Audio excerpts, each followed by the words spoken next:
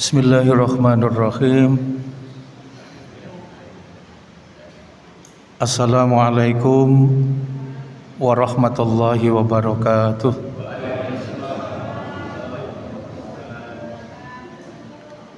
Alhamdulillah alladzi kataba nasyara wa ta'yida li ibadihil mukhlisin. Inna lanansuru rusulana walladzina amanu fil hayatid dunya wa yauma yaqumul ashhad. Asyhadu an la ilaha illallah wahdahu la syarikalah wa asyhadu anna Muhammadan abduhu wa rasuluh. Allahumma sholli wa sallim wa barik ala nabiyyina Muhammad wa ala alihi wa ashabihi alladzina jahadu fillahi haqqa jihadih fakataba lahum rabbuhum izzad dunya wa sya'adatal uqba yauma la yanfa'u malun wala banunun illa man atallaha biqalbin salim. Alhamdulillah, puji syukur marilah kita panjatkan kehadirat Allah Subhanahu wa ta'ala atas segala kenikmatan yang dianugerahkan oleh Allah. Pada kesempatan yang berbahagia ini, Allah memudahkan langkah kita, bersama-sama kita bisa hadir, bisa memenuhi jamuan istimewa, undangan yang disediakan oleh Allah, bisa melaksanakan sholat maghrib secara berjamaah. Tentu dengan harapan mudah-mudahan ibadah kita ini diterima oleh Allah Subhanahu wa ta'ala. Kita semua yang hadir di majelis ini, hidup kita semua diselamatkan, dimuliakan dan dibahagiakan oleh Allah Subhanahu wa ta'ala. Ibu bapak jamaah rahimakumullah, Allah telah memberikan petunjuk kepada kita siapa orang yang dimuliakan oleh Allah itu. Kalau panjenengan pirsani di Quran surat ke-49, di surat Al-Hujurat ditempatkan di ayat yang ke-13 itu Allah memberikan petunjuk, inna akramakum indallahi atqakum. Manusia yang paling mulia di sisi Allah adalah manusia yang bertakwa kepada Allah.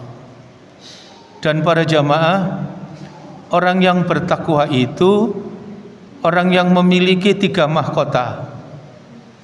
Pertama, orang itu dimuliakan oleh Allah, tercatat menjadi hamba yang bertakwa kepada Allah ketika dia memiliki mahkota taqwallah ayyuta'ah.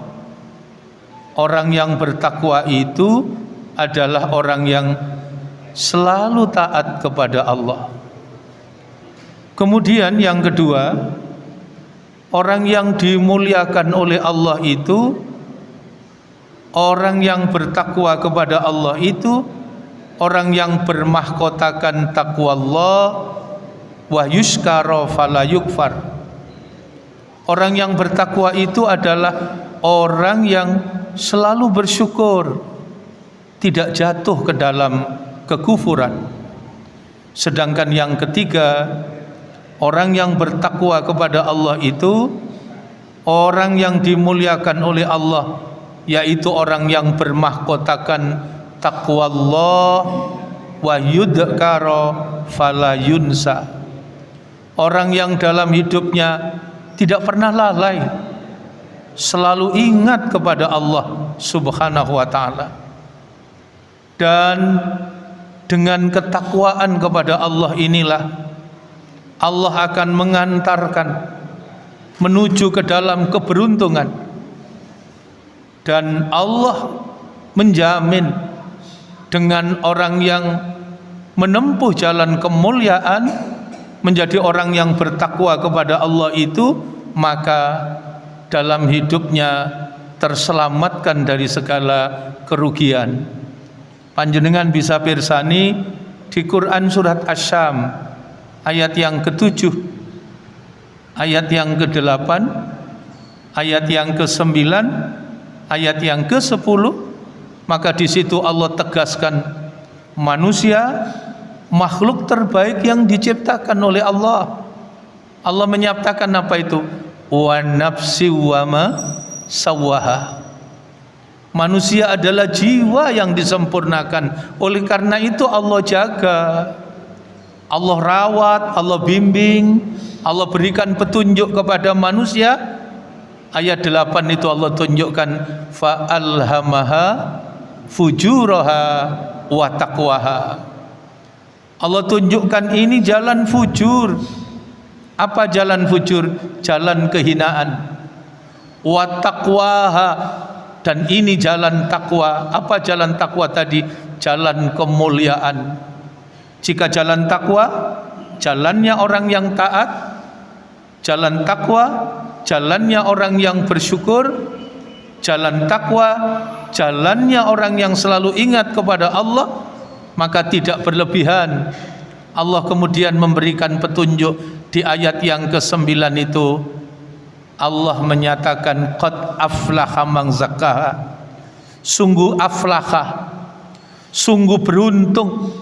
Siapa yang beruntung? Yang mensucikan jiwanya, yang memilih jalan kemuliaan, menjadi orang yang bertakwa kepada Allah, yang taat, yang bersyukur, yang selalu ingat kepada Allah. Sebaliknya di ayat yang ke-10 itu Allah ingatkan wa qad khaba man dassaha.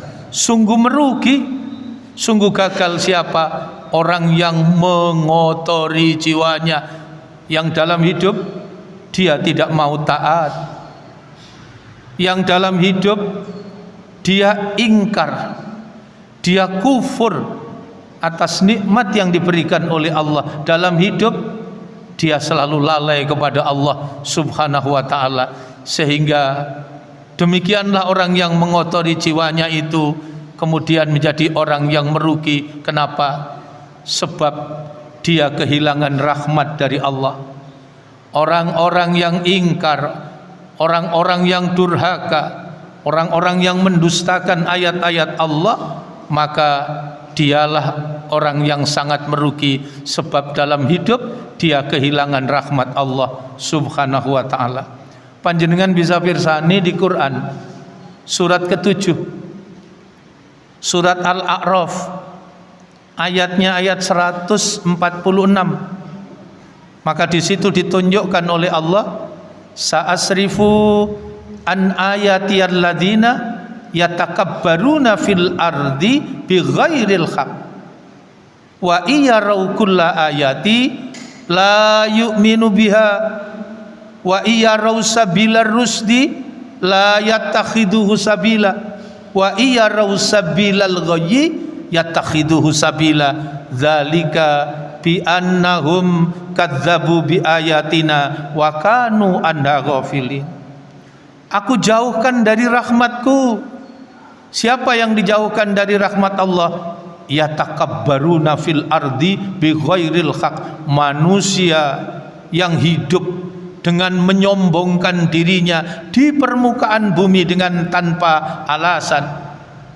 Sombong, al-kibru, cirinya ada dua. Pertama, orang yang sombong itu adalah batarul haq, menolak kebenaran, tidak mau mengambil petunjuk, tidak mau diatur oleh kebenaran yang diturunkan oleh Allah. Batarul haq. Yang kedua, dengan segala kelebihan yang diberikan oleh Allah, justru menjadikan manusia ini lupa diri dan lupa daratan. Maka perilaku yang ditampakkan dalam hidup dan kehidupan apa Pak? Meremehkan atau menyepelekan atau merendahkan orang lain. Dan di ayat ini, ayat 146 surat ke-7 surat Al-A'raf itu, secara detail ditunjukkan oleh Allah siapa orang yang kehilangan rahmat Allah, yang hidup dengan menyombongkan dirinya di permukaan bumi. Pertama, wa iyarau kulla ayati la yu'minu biha. Kalau dibacakan Al-Quran, kalau dibacakan ayat-ayat Allah, la yu'minu biha, dia tidak mau beriman. Apa yang kedua? Yang kedua ditunjukkan oleh Allah di ayat ini, wa iyarau sabilar rusdi la yatakhiduhu sabila. Jika ditunjukkan kepadanya, ini loh rusdi, orang yang sukses, orang yang hidup dengan petunjuknya Allah. Apa jawabannya? Dengan sikap sombongnya dia menyatakan, la yatakhiduhu sabila, saya tidak peduli, saya tidak mau mengikutinya. Yang ketiga sebaliknya, wa iyarau sabilal ghayyi, jika ditunjukkan kepadanya ini jalan kehinaan, jalan buruk yang membuat engkau akan mendapatkan ketimpangan dan kekacauan dalam kehidupan. Apa jawabannya? Jawabannya dengan tetap dalam kesombongan dia menyatakan, yatakhiduhu sabila, saya tidak peduli, saya tetap melewatinya. Kenapa begitu? Ayat 146 surat ke-7 surat Al-A'raf ini Allah memberikan petunjuk kepada kita, zalika bi annahum kadzabu bi ayatina wa kanu anha ghafilin. Yang demikian itu disebabkan mereka mendustakan ayat-ayat Allah dan mereka adalah orang-orang yang lalai. Maka sekali lagi, sungguh beruntung orang-orang yang hidup dalam kemuliaan, menjadi orang yang bertakwa kepada Allah, yang hidup dengan penuh ketaatan, hidup dengan penuh rasa syukur, yang selalu ingat kepada Allah. Manusia yang membersihkan jiwanya, manusia yang mentazkiyatun nafas. Sebab kalau panjenengan pirsani di Quran surat ke-62 surat Jum'ah, di ayat yang kedua Allah memberikan petunjuk kepada kita, walladzi ba'asa fil ummiyina rasulam minhum yatslu alaihim ayatihi wa yuzakkihim. Jadi Nabi Muhammad diutus oleh Allah kepada kita semua umatnya. Tugas pertama, utama dan mulia beliau adalah yatslu alaihim ayatihi, menyampaikan, mengajarkan kepada kita ayat-ayat Allah, menyampaikan Al-Quran. Dan tugas mulia beliau yang kedua, wa yuzakkihim, mentazkiyatun nafas, membersihkan jiwa umatnya sehingga menjadi manusia yang baik, yang menyelamatkan dirinya dari kehinaan, yang hidup mengikuti petunjuk kebenaran yang diberikan oleh Allah, sehingga dia menjadi orang yang mendapatkan kegembiraan dan kebahagiaan sempurna di dunia. Dia merasakan kegembiraan dan kebahagiaan itu. Di akhirat dia akan balasan, mendapatkan kesempurnaan kebahagiaan yang disediakan oleh Allah, karena mampu membersihkan jiwanya dengan apa? Dengan ayat-ayat Allah, dengan kebenaran yang dibawa oleh Nabi Muhammad, yaitu Al-Quran. Maka kalau panjenengan pirsani di Quran surat ke-17 surat Al-Isra, ayatnya ayat 105, ayatnya ayat 106, maka di situ dengan tegas Allah memberikan petunjuk kepada kita, wabil haqqi anzalnahu wabil haqqi nazal wa ma arsalnaka illa mubasysyirau wa nadhira. Quran itu diturunkan dengan benar, dan semua ayat-ayat Al-Quran itu isinya adalah kebenaran.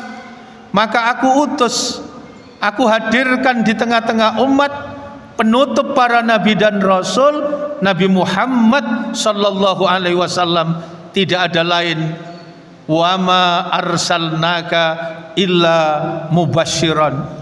Tugas mulia beliau adalah memberikan kabar gembira, memberikan kegembiraan, kebahagiaan bagi siapa? Bagi orang yang hidupnya benar, mengikuti kebenaran, petunjuk yang diberikan oleh Allah, yang menyelamatkan diri dari kehinaan dan hidup dengan petunjuk yang diberikan oleh Allah, maka dia digembirakan dan dibahagiakan Allah dunia akhirat.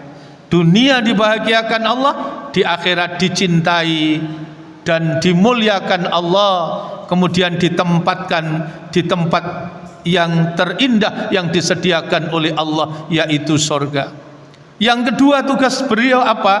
Yaitu wa nadhira, menyelamatkan umat dengan cara apa? Nadhira. Nadhira itu memberi peringatan supaya umat ini jangan terjebak hidup memperturutkan syahwat, mengikuti hawa nafsu, sehingga apa yang terjadi? Yang terjadi kemudian adalah terjadinya ketimpangan, kekacauan, bahkan kerusakan dan kehancuran. Panjenengan bisa pirsani di Al-Quran, Allah sudah ingatkan di Quran surat ke-23, surat Al-Mu'minun, ayatnya ayat 71. Di surat Al-Mu'minun ayat 71 Allah sudah memberikan peringatan tegas. Apa yang diingatkan oleh Allah? Walau ittaba'al haqqu ahwa'ahum lafassadatis samawati wal ard wa man fihinna bal atainahum bidzikrihim fahum an dzikrihim mu'ridun. Kalau kebenaran itu manusia menggunakan ukuran hawa nafsu manusia, maka dijamin pasti akan terjadi ketimpangan, pasti akan terjadi kerusakan. Apa yang rusak? Apa yang ada di langit rusak. Apa yang rusak? Apa yang ada di hamparan bumi yang aku sediakan untuk hidup dan kehidupan kalian juga rusak. Apa yang rusak? Wa man fihinna, bahkan apa saja yang ada di antara keduanya. Yang menarik, ayat ini Allah ingatkan, bal atainahum bidzikrihim, bukankah aku telah berikan kepada kalian Al-Quran? Bal atainahum bidzikrihim, bukankah aku telah berikan kepada kalian petunjuk? Tapi sayangnya banyak manusia yang berpaling dari petunjuk yang diberikan oleh Allah. Oleh karena itu, dengan sangat jelas Allah memberikan peringatan kepada kita, potensi besar manusia itu akan membuat kekacauan dan kerusakan ketika manusia itu memperturutkan syahwatnya, tidak mau mengikuti petunjuk kebenaran yang diberikan oleh Allah. Bahkan di Al-Quran itu Allah sampai nyatakan kerusakan-kerusakan yang terjadi di daratan, begitu juga kerusakan yang terjadi di lautan, semua itu justru disebabkan oleh perbuatan tangan-tangan manusia. Panjenengan bisa pirsani nun sewu di Quran surat ke-30, surat ke-30 surat Ar-Rum, ayatnya ayat yang ke-41. Maka di situ Allah ingatkan, dhaharul fasadu fil barri wal bahri bima kasyabat aydin nas liyudhiqahum ba'dalladzi amilu la'allahum yarji'un. Kerusakan yang terjadi di daratan, begitu juga kerusakan yang terjadi di lautan, semua itu justru disebabkan oleh perbuatan tangan-tangan manusia. Oleh karena itu, di ayat ini Allah tegaskan, bencana dan malapetaka itu bukan sepenuhnya merupakan akibat perbuatan manusia. Itu hanya baru sebagian kecil saja. Sampai di ayat ini disebut liyudhiqahum ba'dalladzi amilu. Allah hanya menimpakan sebagian kecil saja dari akibat perbuatan manusia. Karena Allah cinta, Allah sayang, Allah membuka lebar-lebar pintu taubat supaya manusia ini sadar, la'allahum yarji'un, kembali ke jalan yang benar. Maka penderitaan yang dialami oleh sebagian saudara-saudara kita di Sumatera, di Aceh, bahkan Gubernur Aceh itu menegaskan kejadian yang terjadi sekarang itu jauh lebih dahsyat dibanding ketika terjadi peristiwa tsunami.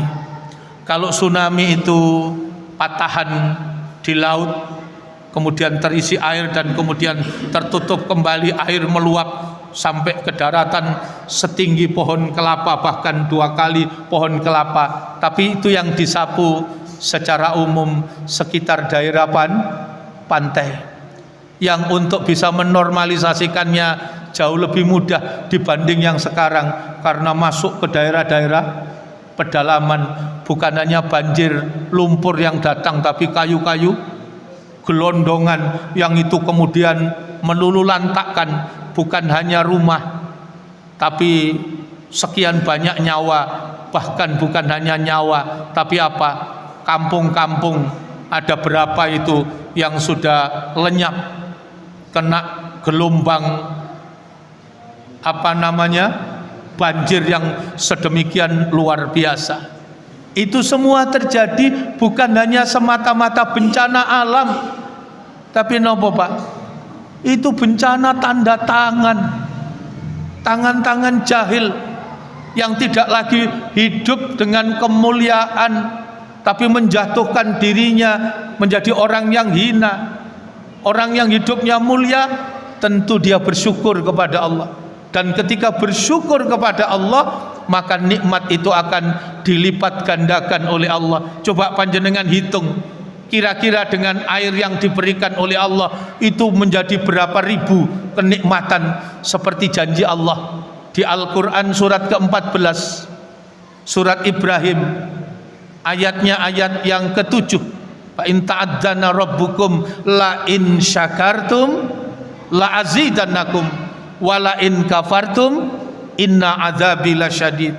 Allah sudah tegaskan, hidup mulia, bersyukur, maka Allah akan lipat gandakan kenikmatan yang diberikan oleh Allah. Memilih jalan fujur, memilih jalan hina, ingkar, kufur atas nikmat yang diberikan oleh Allah, maka Allah tegaskan, ingat, azabku sedemikian nyata, azabku teramat pedih.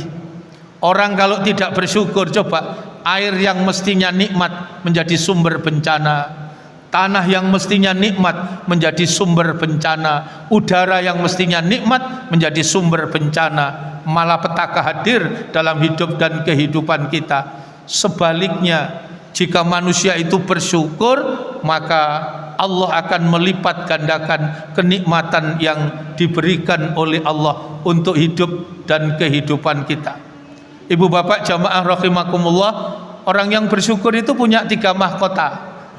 Kita akan tercatat menjadi hamba yang bersyukur ketika kita punya mahkota yang pertama. Apa namanya? Namanya adalah iktirafan. Yang kedua, kita ini tercatat menjadi hamba yang pandai bersyukur ketika kita punya mahkota yang kedua. Apa mahkota yang kedua? Tahaddus bin nikmah. Dan yang ketiga, orang itu akan tercatat menjadi orang yang hidupnya mulia ketika dia mampu memiliki mahkota orang yang bersyukur. Apa itu? Tasyrifan. Ada iktirafan, apa tadi Pak? Ada tahaddus bin nikmah, dan ada yang ketiga adalah tasyrifan. Apa iktirafan? Iktirafan itu menyadari betul bahwa semua yang kita miliki itu sesungguhnya adalah berasal dari Allah, milik Allah, yang tidak pantas kita sia-siakan dan tidak pantas kita jadikan menjadi sumber kesombongan. Itu namanya iktirafan. Ketika ditanya kelebihan, kekayaan dan semua kenikmatan yang diberikan oleh Allah, jawabannya iktirafan. Apa Pak? Ini semua adalah dari Allah. Hadza min fadli Rabbi. Itu iktirafan. Tercatat menjadi orang yang bersyukur kepada Allah. Yang kedua apa? Tahadus bin nikmah. Tahadus bin nikmah itu mengerti dan menyadari kenikmatan yang diberikan oleh Allah, maka kenikmatan dibalas dengan ketaatan. Orang yang diberi nikmat oleh Allah, rasa takutnya kepada Allah semakin besar, rasa dekat dan cintanya kepada Allah semakin besar. Dengan diberi nikmat oleh Allah, maka apa? Meningkatkan kualitas kehambaan dirinya kepada Allah. Itu namanya tahadus bin nikmah.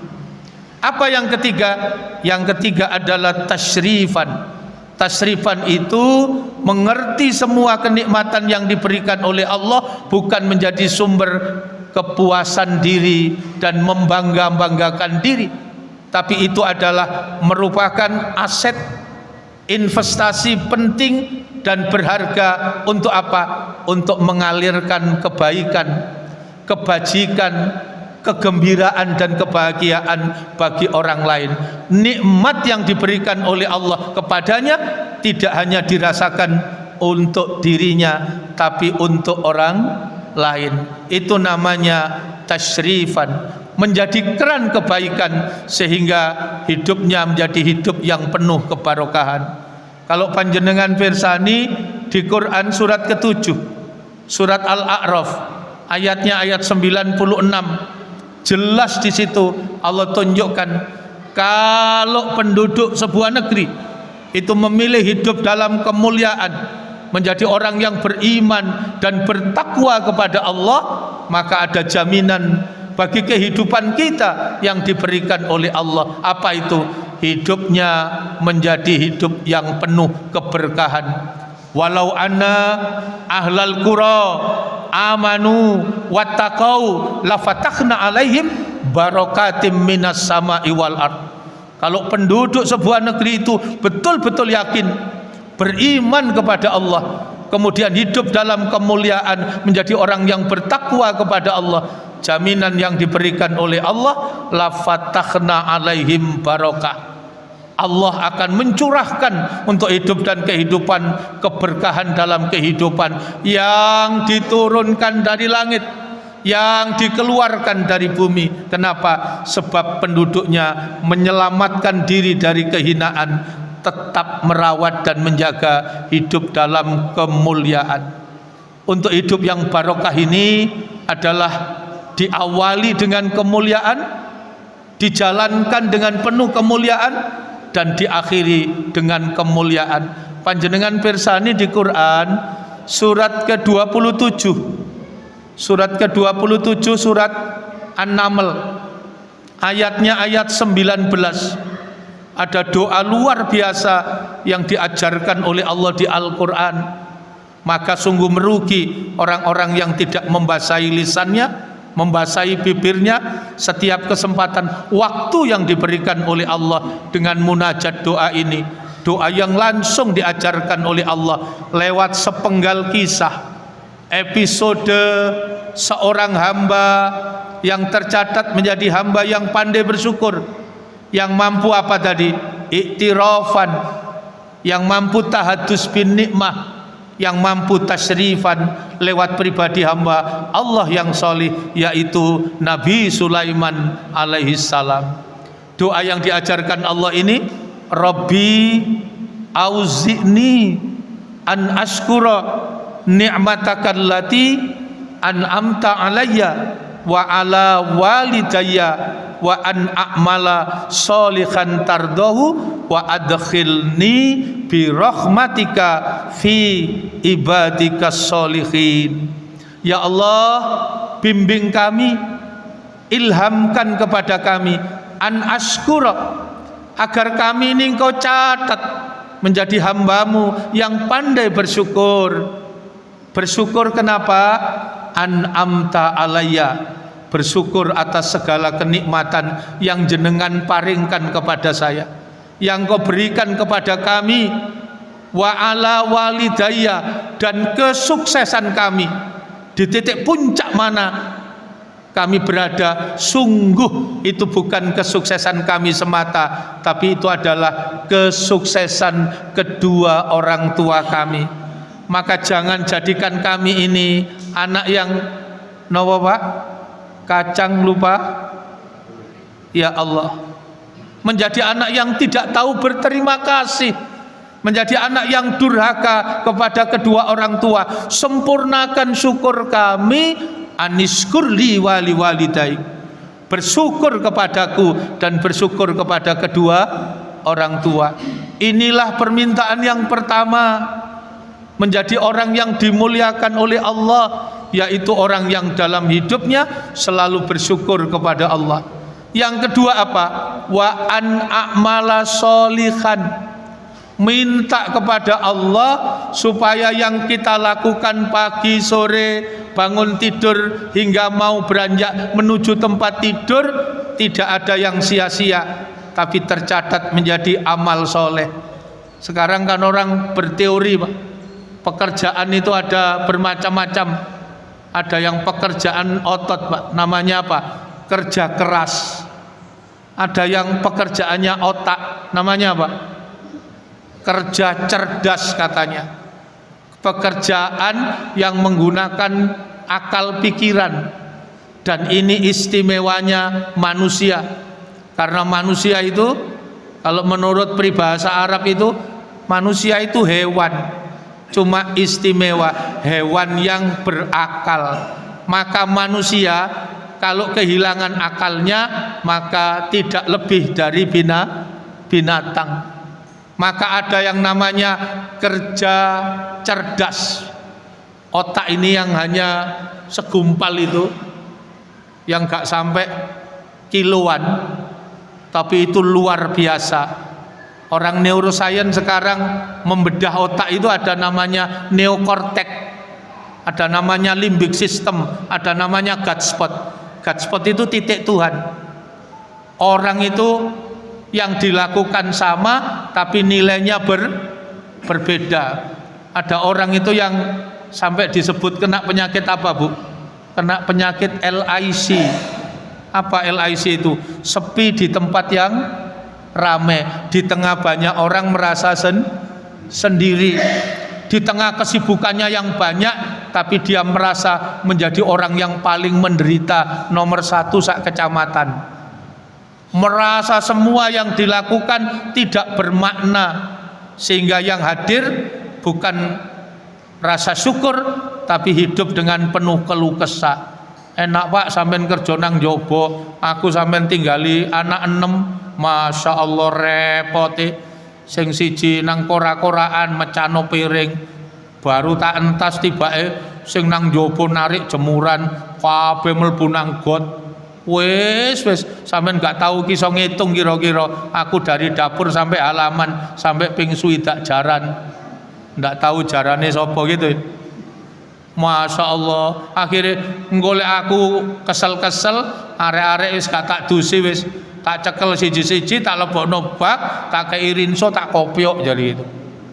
Merasa semua yang dilakukan itu tidak bermakna, padahal seteguk air yang disediakan untuk suaminya itu menjadi pembuka pintu surga. Tidaklah orang tua direpotkan oleh anak-anaknya, maka Allah akan muliakan dan dengannya dibukakan pintu surga. Tidak ada yang sia-sia, tidak ada yang cek kosong. Maka minta kepada Allah supaya yang kita lakukan itu dihitung apa tadi Pak?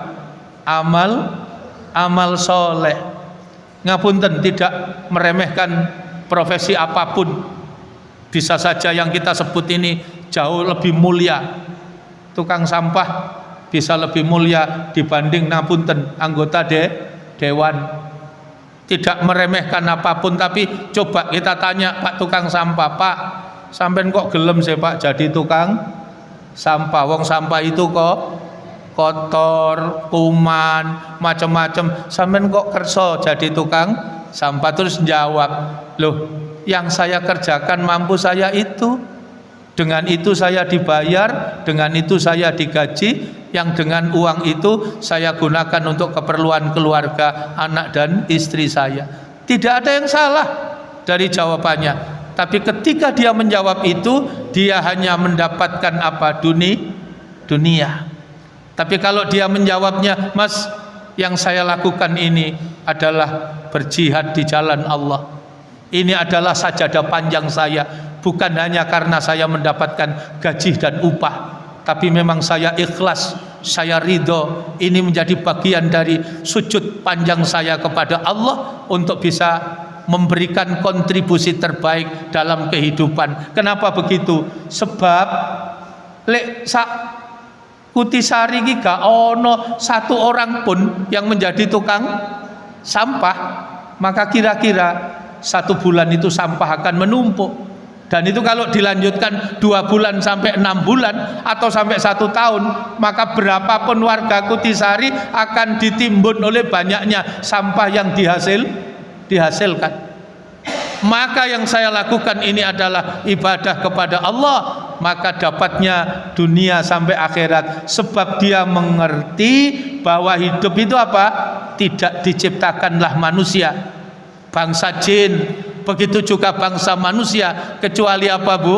Untuk beribadah kepada Allah. Wa ma khalaqtul jinna wal insa illa liya'budun. Tidaklah aku ciptakan bangsa jin, begitu juga kalian bangsa manusia, kecuali menyembah, mengabdi, beribadah kepada Allah. Itu namanya God spot, titik Tuhan.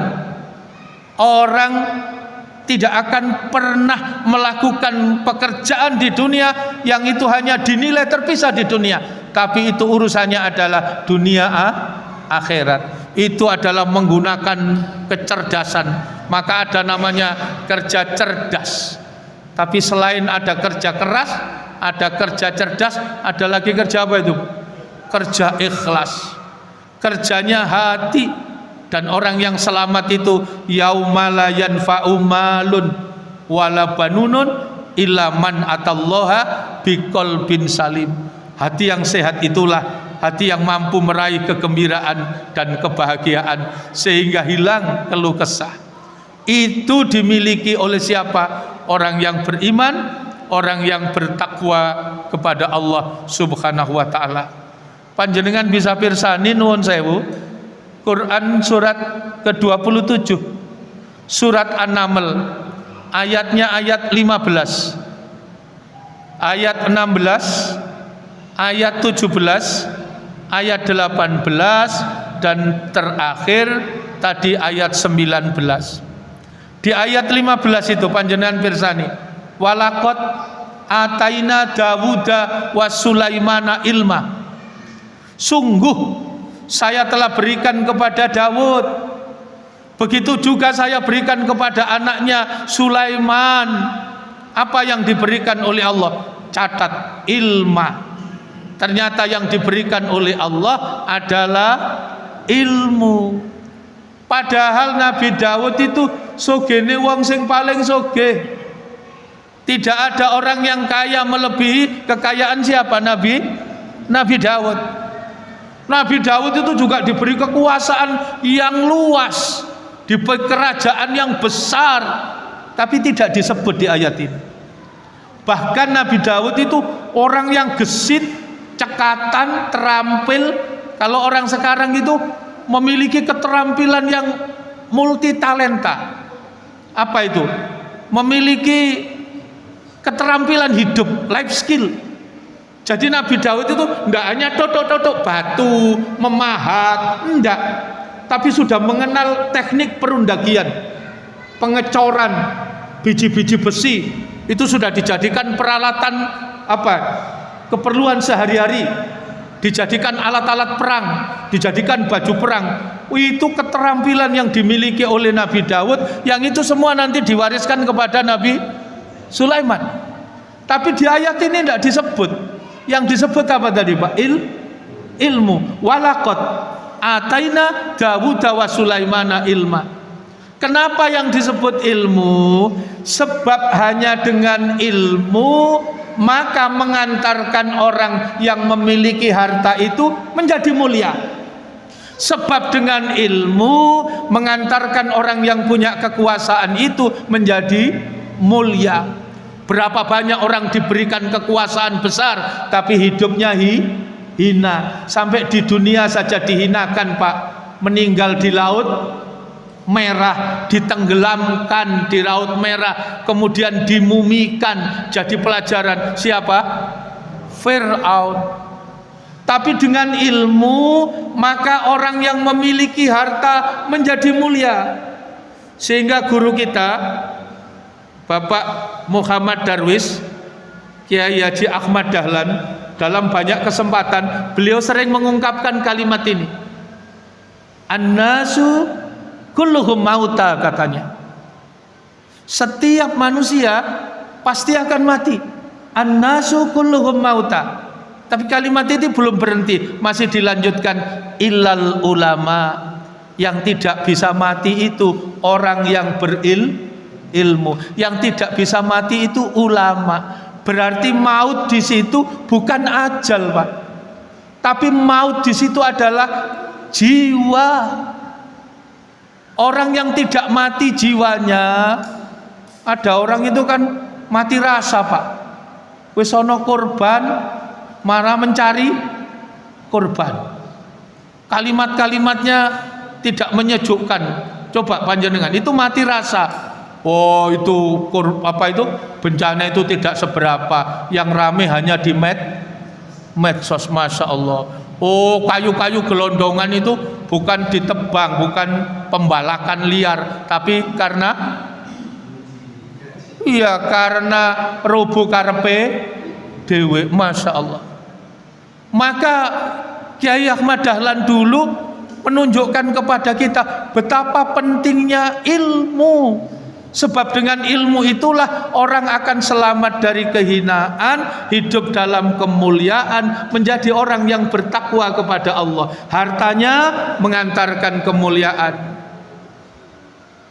kedudukannya mengantarkan menuju kemuliaan. Kenapa? Sebab pemiliknya memiliki ilmu. Maka yang disebut di ayat ini adalah ilmah. Dan dengan ilmu itu Nabi Sulaiman menjadi mulia. Apa buktinya? Dia menjadi hamba yang pandai bersyukur. Ayat 15 tadi, surat ke-27. Waqala alhamdulillahilladzi faddalana ala katsirin min ibadihil mu'minin. Nabi Sulaiman mengucap hamdalah, menyatakan apa, Bu? Alhamdulillah, segala puji bagi Allah yang telah memberikan fadilah, yang telah memberikan keutamaan kepada kami dibandingkan hamba-hamba mukmin yang lain. Lebih jelas, coba ayat 16. Apa yang ditunjukkan oleh Allah? Wa warisa Sulaimanu Daud. Mewarisi Nabi Sulaiman dari Nabi Daud. Apa yang diwarisi? Bukan hanya kerajaan dan kekayaan, tapi yang terpenting tadi apa, Pak? Ilmu. Mana buktinya? Waqala, Nabi Sulaiman kemudian bertutur. Nabi Sulaiman ngendikan, apa yang dikatakan? Ya ayyuhan nas, wahai manusia, ulimna mantikot toiri. Saya diberikan kemampuan bahasa burung. Coba panjenengan renungkan, di Quran itu disebut mantikot toiri, bahasa burung itu. Nuwun sewu, bukan hanya Nabi Sulaiman bisa bicara dengan burung, tapi bahasa burung itu adalah kecerdasan komunikasi. Maka di Quran itu ada apa itu? Qaulan syadidah, ada qaulan karima. Nabi Sulaiman itu mampu diberikan kecerdasan berkomunikasi, bisa ngomong dengan air, bisa ngomong dengan tanah, bisa ngomong dengan udara. Maksudnya ngomong dengan air itu bukan terus ono banyu mili dijak ngomong, tapi dengan air itu dikomunikasikan, ditata dan dikelola, sehingga itu tidak ada yang mubadir, tidak ada yang sia-sia, dicerminkan dengan penuh rasa syukur, sehingga air itu membawa kenikmatan dan kebarokahan dalam kehidupan. tanah, udara, semua dikelola dengan baik.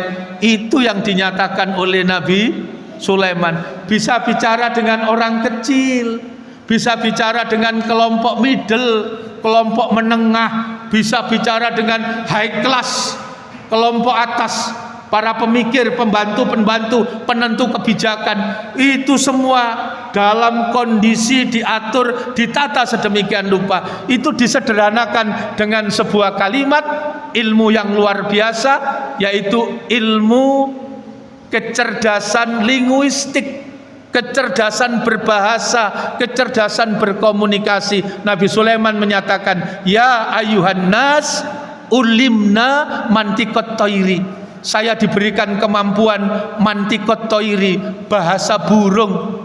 Wa utina min kulli syai'. Tidak hanya itu, saya diberi ini, diberi itu, diberi ini, diberi itu. Keistimewaan yang diberikan oleh Allah. Inna hadza lahuwal fadlul mubin. Sungguh ini satu karunia yang nyata, sehingga semua itu bisa ditata dan diatur oleh Nabi Sulaiman dengan baik sebagai perwujudan orang yang bersyukur kepada Allah. Apa tadi, Bu? Iktirafan, tahaddus bin nikmah. Yang ketiga batas tasrifan. Tidak ada yang sia-sia. Coba panjenengan pirsani ayat 17. Apa yang ditunjukkan oleh Allah? Wa khusira li Sulaiman. Ditata oleh Nabi Sulaiman, diatur oleh Nabi Sulaiman. Ayat 17 jelas sekali. Wa khusira li Sulaiman junuduhu minal jinni. Bala tentaranya, junud. Junud itu secara harfiah tentara, tapi makna dibalik itu adalah power, kekuatan, potensi. Kalau orang sekarang nopo Pak? Sumber daya. Ada sumber daya alam, ada sumber daya manusia. Maka di situ wa khusira li Sulaiman, diatur oleh Nabi Sulaiman, dikelola, ditata oleh Nabi Sulaiman semua potensi yang diberikan oleh Allah. Maka yang pertama disebut minal jinni, dari bangsa jin. Jin itu jangan hanya diterjemahkan semata makhluk, tapi itu mewakili segala sesuatu yang nikmat diberikan oleh Allah. Itu tidak cedak-ceduk, tapi itu harus dicari, digali. Seperti apa itu? Gas bumi, seperti kekayaan alam yang harus itu.